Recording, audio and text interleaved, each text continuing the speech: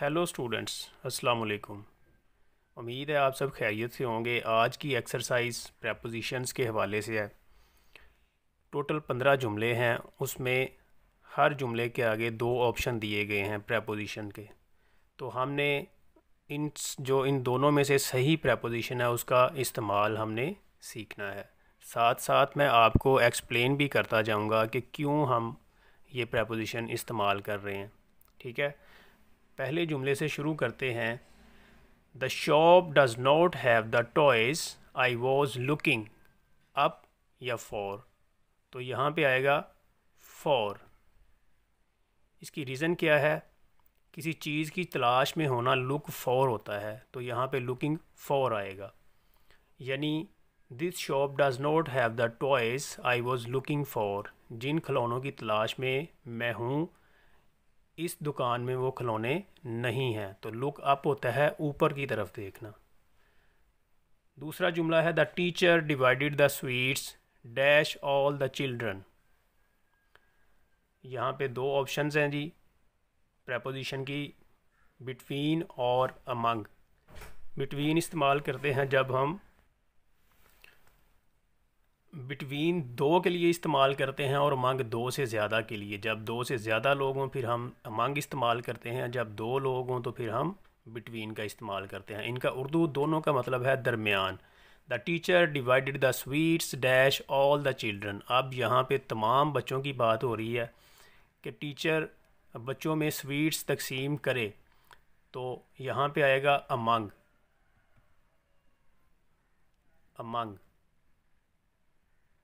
The teacher divided the sweets, teacher ने तकसीम की मिठाइयाँ अमंग ऑल द चिल्ड्रन, तमाम बच्चों के दरमियान या तमाम बच्चों में। इन दोनों का मतलब दरमियान है। तीसरा जुमला है the dog is grateful dash its honour. Grateful to, शुक्रगुजार होना, किसी का शुक्रगुजार होना, उसके लिए टू इस्तेमाल करते हैं। किसी चीज़ के लिए शुक्रगुजार होना, फिर हम ग्रेटफुल फॉर इस्तेमाल करते हैं। तो यहाँ पे है the dog is grateful to its honour. कुत्ता अपने मालिक का शुक्रगुजार है। अगर फॉर इस्तेमाल करें तो वो सेंटेंस कैसे बनेगा? I am grateful for your gift. चौथा जुमला है माई ब्रदर्स एनिवर्सरी इज़ डैश 5 नवंबर। जब कोई भी तारीख आ जाए, कोई भी डेट आ जाए, तो उसके साथ ऑन का इस्तेमाल किया जाता है। यहाँ पे आएगा ऑन। कोई भी डेट, कोई भी तारीख, उसके साथ ऑन इस्तेमाल करते हैं। माई ब्रदर्स एनिवर्सरी इज़ ऑन 5 नवंबर। मेरे भाई की एनिवर्सरी 5 नवंबर को है। पांचवा जुमला है, टोटल 15 जुमले हैं जी। पांचवा जुमला है the boy dash the store is quite young. The boy at the store, at the store is quite young. वो लड़का जो स्टोर पर है वो बिल्कुल नौजवान है, यंग है। तो किसी चीज़ की लोकेशन के लिए हम ऐड का इस्तेमाल, यानी यहाँ जहाँ पे वो स्टोर लोकेट करता है वहाँ पर वो बच्चा काम करता है। जबकि ऑन तब इस्तेमाल करते हैं जब कोई चीज़, किसी चीज़ की सतह दूसरी चीज़ से टच कर रही हो, जैसा कि the mobile is on the table. ठीक है, तो छठा जुमला पढ़ते हैं। He is fond dash muffins. Muffin is a kind of bread, is a kind of bread. Muffin एक रोटी को कह सकते हैं, जो हम ब्रेड ख़रीदते हैं दुकान से, उसको भी कह सकते हैं। He is fond of, O F वाला, सिंगल ओ वाला ऑफ आएगा। इसका मतलब होता है शौकीन होना, शौकीन होना।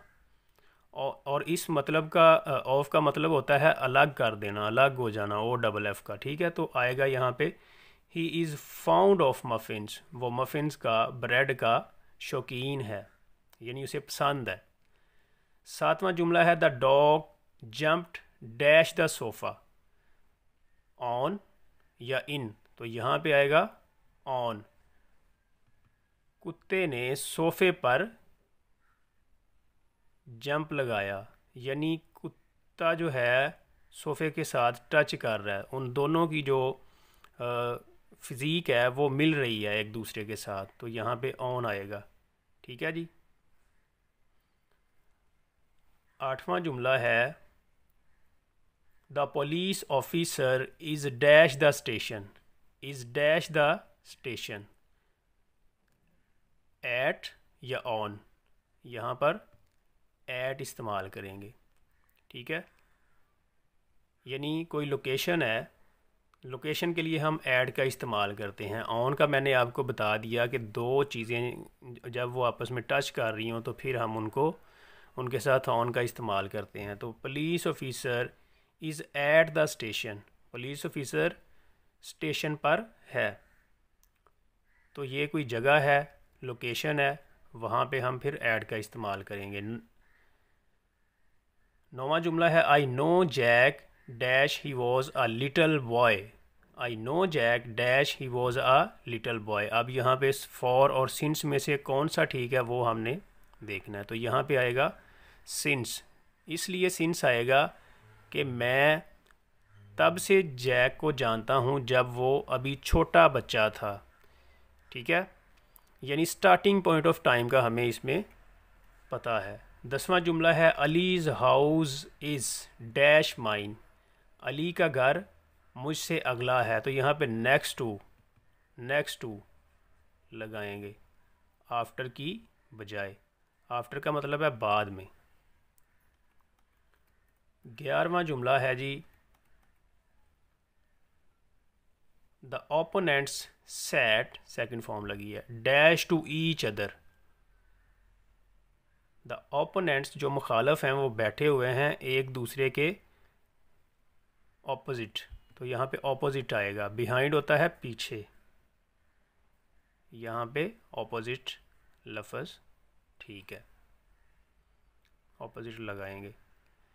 12वां जुमला है the scientist looked dash the microscope, scientist ने, साइंसदान ने माइक्रोस्कोप के ज़रिए देखा, तो यहाँ पे थ्रू आएगा या इन आएगा, तो यहाँ पे आएगा माइक्रोस्कोप के ज़रिए देख रहा है, माइक्रोस्कोप में नहीं देख रहा, इनका मतलब है में, तो उसके ज़रिए देख रहा है, यहाँ पे इस्तेमाल करेंगे थ्रू।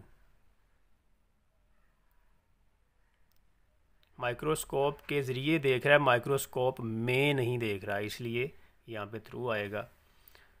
13वां जुमला है जी आई मेट हर, हेयर यहाँ पे गलत लिखा हुआ है तो हर आएगा, I met her when I was dash college, when I was in college. In तब इस्तेमाल करते हैं जब कोई चीज़ किसी चीज़ के अंदर हो। अब कॉलेज की बाउंड्री वाल के अंदर मैं था जब मैं उससे मिला, तो यहाँ पे इन आएगा। ठीक है जी, I met her when I was in college, boundary wall के अंदर मौजूद हूँ, यानी जब कोई चीज़ किसी चीज़ के अंदर होती है तो तब इनका इस्तेमाल किया जाता है, जैसा कि the water is in the glass. 14वां जुमला है there is a rift dash these two kids, ये पहले भी हम अमंग और बिटवीन वाला जुमला पढ़ चुके हैं ऊपर, तो मैंने बताया था कि बिटवीन दो के लिए इस्तेमाल करते हैं जबकि अमंग दो से ज़्यादा लोगों के लिए। तो दो बच्चों के दरमियान एक दराड़ है, एक रंजीदगी है, एक गुस्सा है, तो यहाँ पे हम दो की बात हो रही है तो बिटवीन इस्तेमाल करेंगे, अमंग इस्तेमाल नहीं करेंगे। ठीक है, लास्ट और 15वां जुमला है जी the soldiers are dash war, the soldiers are dash war, in या एट आएगा यहाँ पे, एट वॉर। तो इस वीडियो में हमने 15 जुमले मुकम्मल कर लिए प्रेपोजिशंस के। इस तरह की मज़ीद वीडियोज़ अगर आप देखना चाहते हैं, अगर आपको हमारी वीडियो पसंद आई है, आप हमसे ऑनलाइन क्लासेस लेना चाहते हैं, तो हमारे चैनल को लाइक और सब्सक्राइब कर दें और अपने दोस्तों के साथ भी शेयर कर दें। मिलते हैं अगली वीडियो में, तब तक अपना ख्याल रखिएगा। अल्लाह हाफिज़।